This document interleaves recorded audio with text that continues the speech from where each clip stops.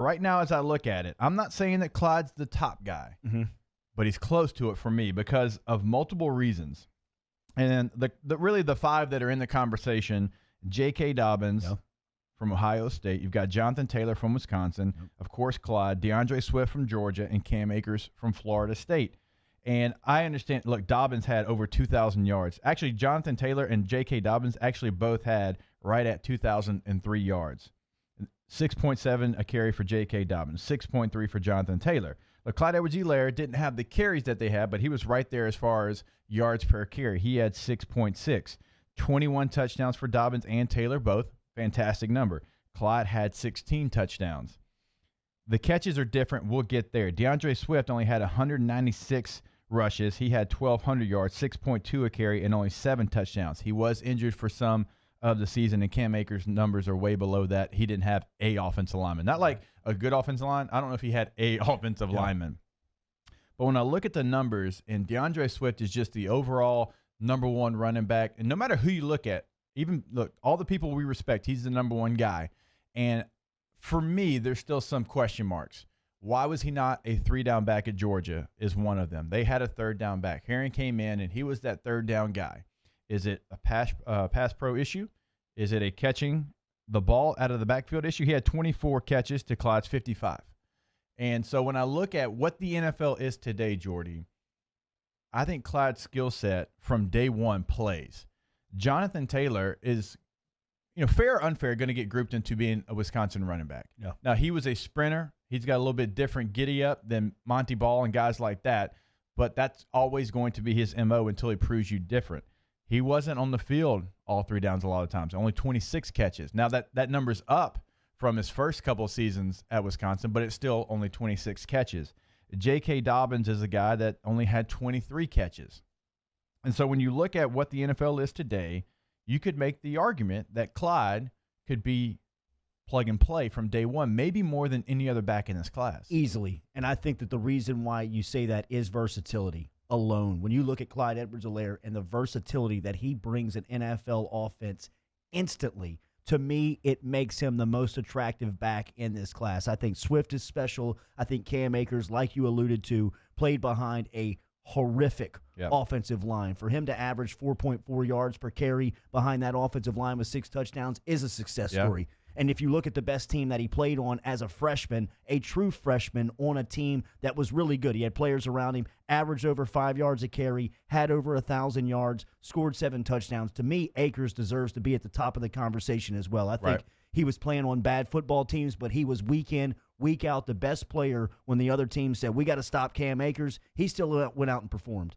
Clyde Edwards-Helaire, to me, is the most attractive back in the class because he's the most versatile back in the class. And when you look at the 2020 NFL, I don't know if there's a prospect that fits the offense in what minds like Peterson, Doug Peterson in Philadelphia, Frank Reich in Indianapolis, Sean Payton, obviously in New Orleans, Sean McVay in Los Angeles, John Gruden in Las Vegas, guys that can see a prospect and say, you know what, he fits an exact role. I know what to do with him, but he can also play 3 downs because of the way that he understands how to pass protect. Catching the football, to me, is what separates him. You can combine Dobbins and Taylor's catches, don't add up to Clyde's. You can combine Swift and Akers' catches, doesn't combine to what Clyde had. He actually tied the record for most catches by an LSU running back in a season. Jake, if you think about what the NFL likes from that position, the ability to catch the football, to be able to protect the quarterback, really the premium on running the football these days, even on a running back, is down the list. I mean, he checks. That's fair. He checks all the boxes in what you're looking for today. I just think it only takes one, and you've got too many of these offensive guys that see the versatility in Clyde Edwards-Helaire, and his film is so good. Right. Like, his film is incredible. And what I love about 22 is that in the biggest games, he's one of the best players. That's what stands out to me. His performance in the big moments, that's when he shined the most. Florida, Auburn, Alabama. Coach, let's take it back to 2018, Georgia. Yeah. He was the guy. I mean, Nick Brissett had a good year. He had over 1,000 yards, and I appreciate what Nick did. But in that game, I mean, we got a glimpse of what Clyde could be, because the offense, if you'll remember, was a little bit different that day. They had a little bit different game plan, and it was more to what you see in the NFL. And LSU didn't try to reinvent the wheel this year. They had zone, they had a version of power, and a version of ISO.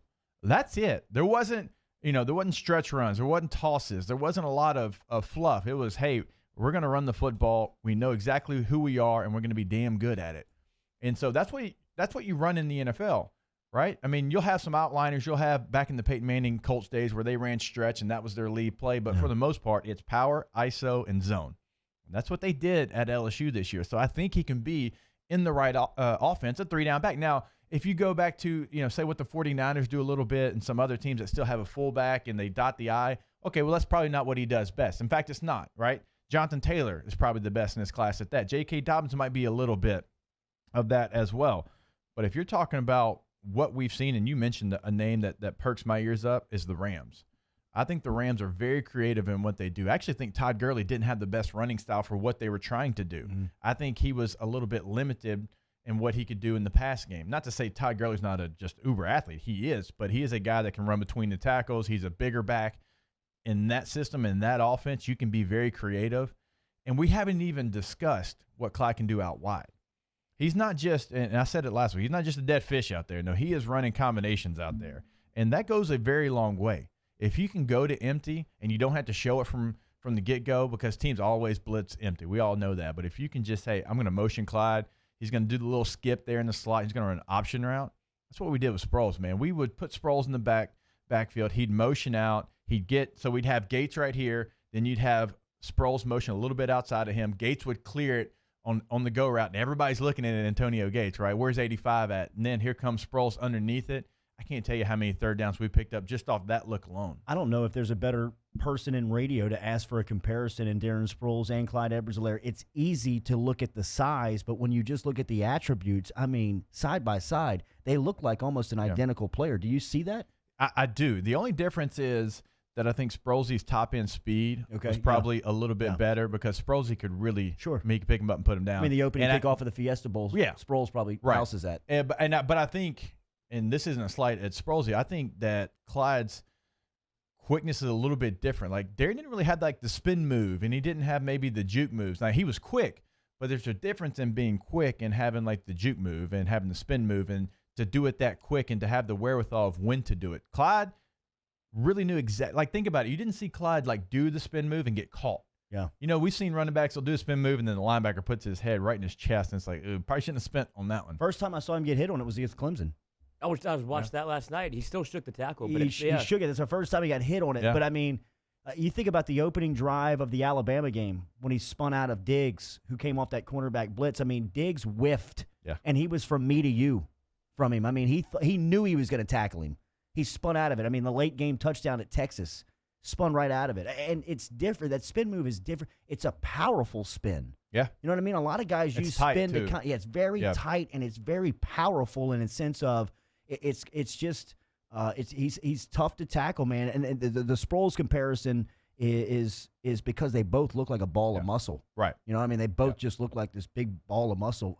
Anonymous user says Barry Sanders. I mean, he has that type of balance. He's got that type of center of gravity. And Barry Sanders wasn't a guy that was going to hit a home run because he was the fastest guy. But you don't have to be the fastest guy to hit a home run. Yeah. All you have to do is to pick your moments when to use your moves. And not everybody has that skill set, because sometimes you'll see a guy overthink it, and you can tell he's predetermining what he's going to do. Yeah. And that's when you get caught. You see guys hurdle, and they the defensive guy just doesn't even go low, and he just like catches the guy and then throws him on the ground. You have to have a knack of, all right, I'm going to pull this out in this moment because I see his leverage. I see what he thinks I'm going to do. And that's what Clyde did against Alabama. How many times? Those guys, and then when they started to play it, if you'll remember, you go back and you watch that tape, especially if you can get your hands on the coach's copy, the All-22, once they figured it out, he figured out that they were waiting on it, and he would kind of almost half do one, and then he just either jump cut or put his head right in their shoulder pads because he knew they were waiting on it. Go back and watch some of those third down conversions. Those linebackers and safeties were tired of looking like idiots, and they're waiting on it, and then he's strong enough to push you back. And you're right about the jump cut. He did that against Mississippi State. Yeah. Really nice job after he got them a couple times. His instincts as a football player, I think, are something that you really have to respect when watching the game, because LSU, one thing they had this year was they had a lot of smart football players. all over the field, whether it was Jacoby Stevens, whether it was Joe Burrow, whether it was Justin Jefferson, whether it was Thad Moss, whether it was Clyde Edwards-Helaire, just Tyler Shelvin to me became a real smart football player as the year went on. Patrick Queen, Jacob Phillips. And the instincts of Clyde within the game, whether it was a spin move, coming to the realization that they're waiting on the spin move, use the power or use the jump cut. I'm so glad you brought up his ability to catch the football and using him as a wide receiver, because to me the touchdown before halftime in Alabama is such a great representation of just how versatile he is. Usually you see the running back in that position split out wide to be nothing but a decoy. Yep. They put him in that position. They motioned him there, I believe, pre-snap. They motioned him from the backfield and sent him out there, sent him on a great route. I mean, he runs the cornerback right at the pylon, comes right back to the football, makes the hands catch. It just fundamentally, instinctively, yes, I'm extremely biased. But when you look, at the rest of the crew around him, I would love to find. I love Jonathan Taylor's breakaway speed. Yep. I think he's a high end player. Even when you look at DeAndre Swift and you look at his advantages, what he brings to a team, I get it, but it's not the versatility and what Clyde brings to a squad. I mean, in debating and grading these running backs, to me, the weight should be issued on how many times can he help us. He can help us in first down and second down and running the ball. He can help us in the screen game. He's a really good pass protector. He's got great instincts. Everybody you would talk to, I'd imagine, would have nothing but high things to say. I think he's a first-round pick. And he can do special teams. We just he didn't can actually have to he can use be it, a returner. right? He just became, at the end of the season, he's like, I'm going to fair catch this because the offense is going to score. Yeah, right. Why even threaten? Why even threaten a fumble? Just catch it and give it to him. And speaking of fumbles, Jonathan Taylor had 18 at Wisconsin. Yeah, that so was his thing. He had the old Tiki Barber. Tiki for a long time couldn't hold on to it. We talked a lot about Tiki Barber yesterday, but he does have some fumbling problems. And I would be nervous, and this is just me playing the position, I would be nervous in a guy that wasn't a third down back in college. Mm-hmm. That would scare me to death in today's NFL. If you're not a 3-down back in college, how are you going to be a 3-down back in the NFL? How can I justify taking you with a first-round pick if you're not on the field for all 3 downs? And I read a lot of DeAndre Swift scouting analysis, and they say they see him developing into a 3-down back in the NFL. I thought the same thing when reading that scouting report. If he's not one on Saturday, how do you expect him to develop into one on Sunday? Like, I don't understand that breakdown. When you open up the film and you look at Clyde doing it against Florida, Alabama, Auburn, Georgia, Oklahoma, Clemson, that's the evidence you need, right? And we were talking before the break, and I know we're long for it now, but we were talking about if they had a guy that you're like, oh, well, that's why he wasn't third down back. They had this guy. And I was like, okay, I get it, right? You want to play both guys. I mean, Brian Herron's a good college football player. He's the 25th ranked running back in this class, in this draft class. You know what I'm saying? So it wasn't like they had a generational guy that was their third down back. Holyfield, to your point, last year he split time with him. Holyfield didn't really make it in the NFL. We don't even know right now what roster he was on. We were looking up before the break. The argument that you're making, if you have the first running back selected in the NFL draft, he needs to be your guy. Yeah. He needs to be your dude, especially if your quarterback's Jake Fromm. Yeah. You know what I mean? Like that. If that's the guy, that the offense needs to be built around the first round pick.